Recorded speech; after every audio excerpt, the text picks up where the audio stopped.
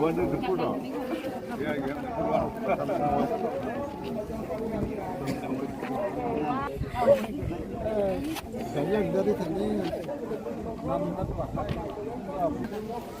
mày không tan hoàn.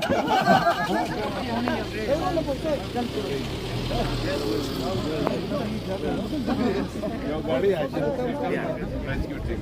Oh, okay. One of the pioneers. Pioneer. I know from Mamingo. Jerome, already 1970 the Oh my God! When they would like to sing the song, and then somebody. I don't cook guys.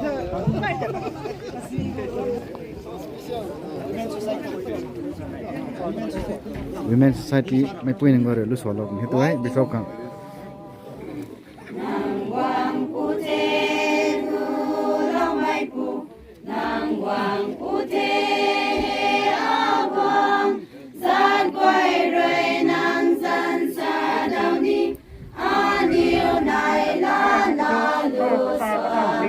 Namthanluang puting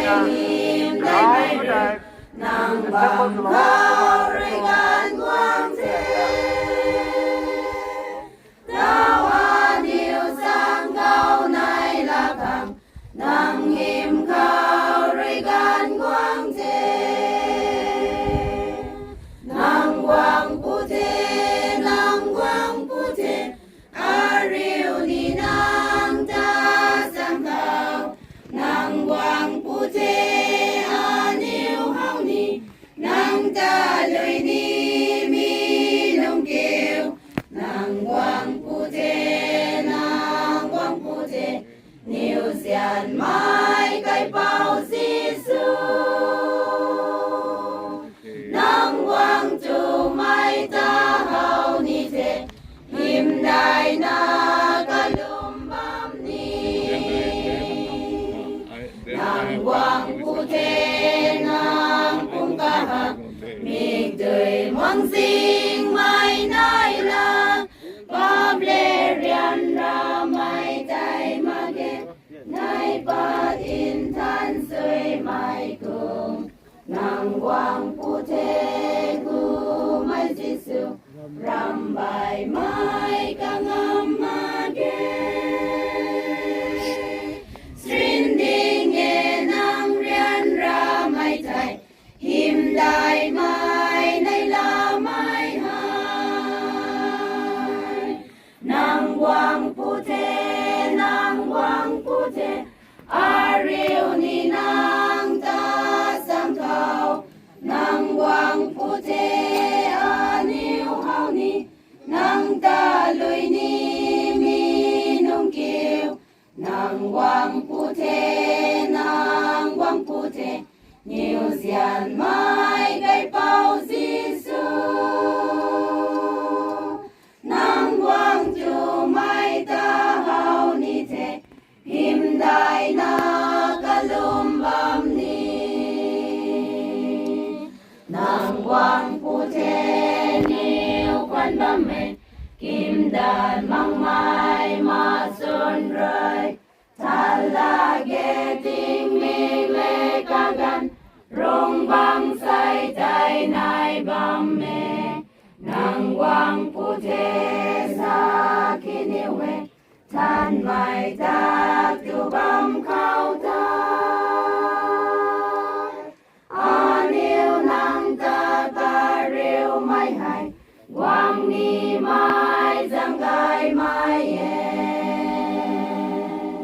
Namthanluang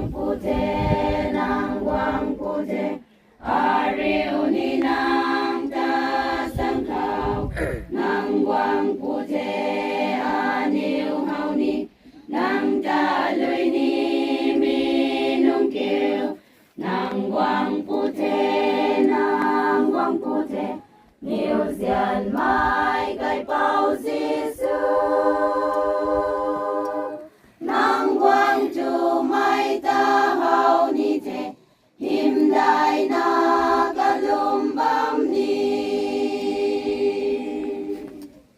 Ngô Putte, Ai Putte, Long Putte. One photo here. Long Putte.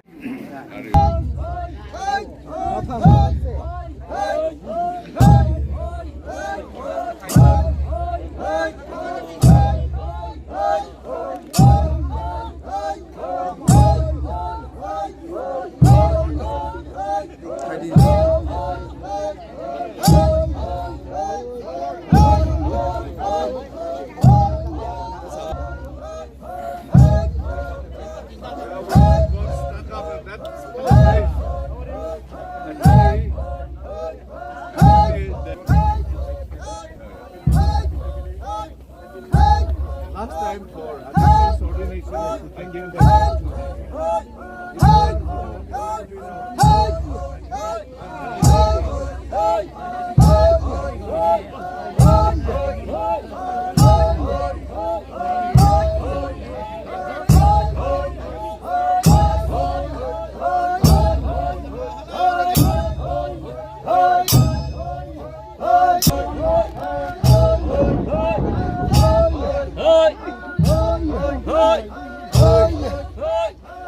You should do hoi hoi.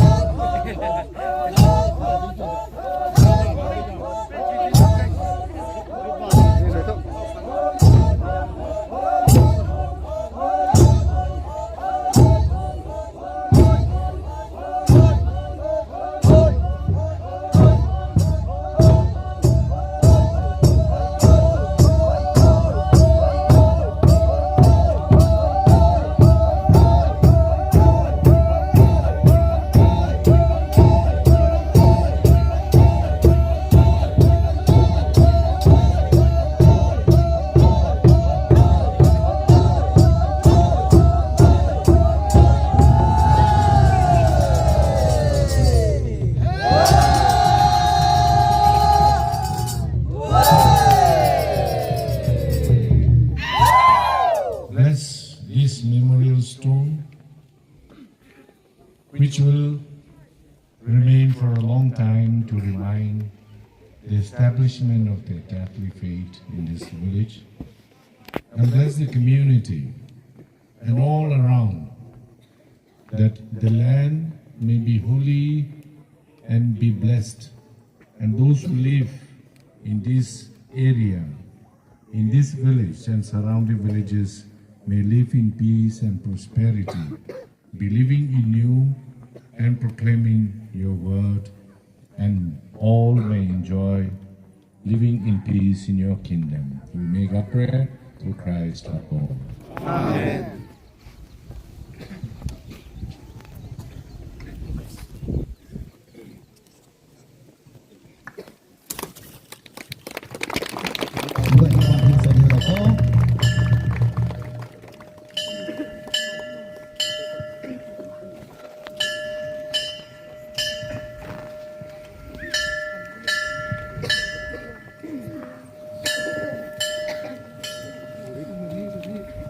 Golden Jubilee celebration.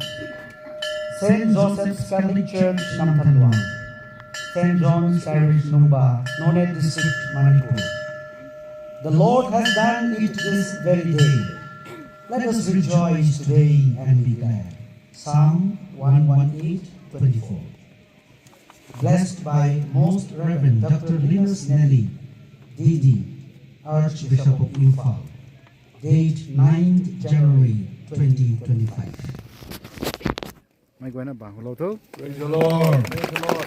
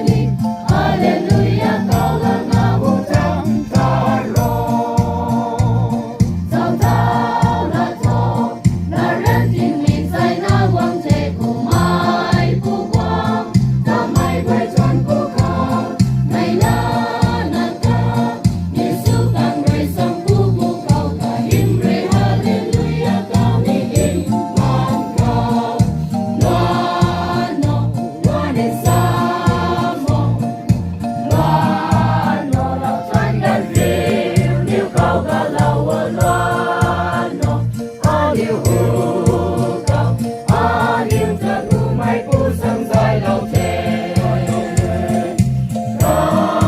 ca hiểm su lâu mai quay rơi man ba a niu lan chặt bông câu hô sa na câu hô câu ngầm lung mai rơi phiền quay Giêsu na ta niu tai ni Hallelujah câu la na u thang ta ro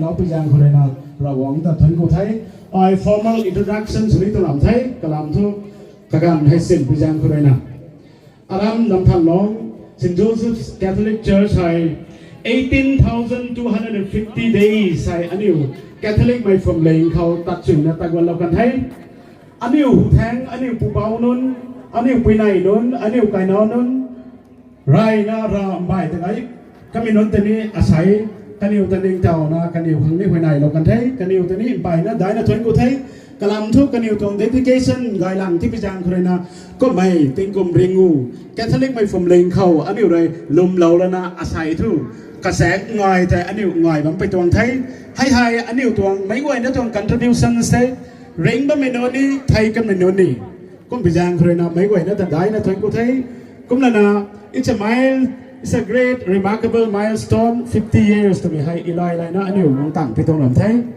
But it's a remarkable milestone for the Church of St. Joseph's Namthanluang. Kung bijang ko na organizing committee ta sa guru ko law niya, tuan ko law niya, nang niroy lumtip tema, ay mita no na ton magti bijang ko na asay itong mong heni fulfill sa lamtay, success sa lamtay, hay tay nang niroy na kao credit wang kamtay. Nga na nasa na ko rin na pipuangan ng niyo rin na lum may kao untip ang tipijang ko rin na asay kung may tuwang kaseng ngay hay may guay na guwang kariw na na gang pauta aniw rin na kawang na na kung ngay hay ngay kay kan thay rawang tampay na dahil na tuwing ko thay kani mansay guay na contribute sulam mo guay tani impay na dahil na tuwing ko thay ng niyo tasa ko ko law niyay tuwing ko law niyay kung bijang ko rin na antaw tingkom ringuloy kan thay Tengkom diamond jubilee na ito pantay, platinum jubilee na ito pantay, century na ito pantay. Hay gan kawai aniw tuang long lian long lon ni aniw kaloy na loy me kaw aniw ni long kang karam lako aniw tuang tara na pum simriap Thailand na diamond jubilee tay ngai sina ngai lako platinum jubilee tay ngai sina ngai lako tana may goi na ta kariya la pui tuang thai tuan ko thai. Sorry, exhortation by who ni?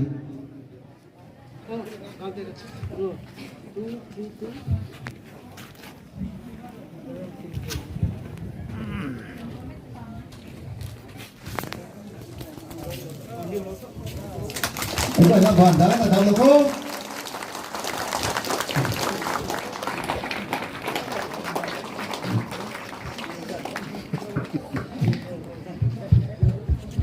Now booklet cut around Namthanluang Luang may tuang pari sudah hilo may book cut ini kumataw hay release sudah puni ten.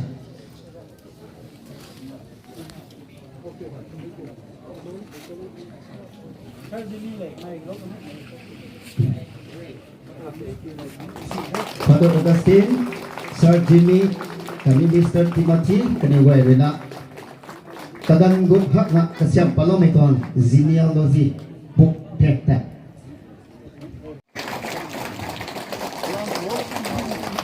Ini karo tadan wangan diso. Pokalo misi. Thank you.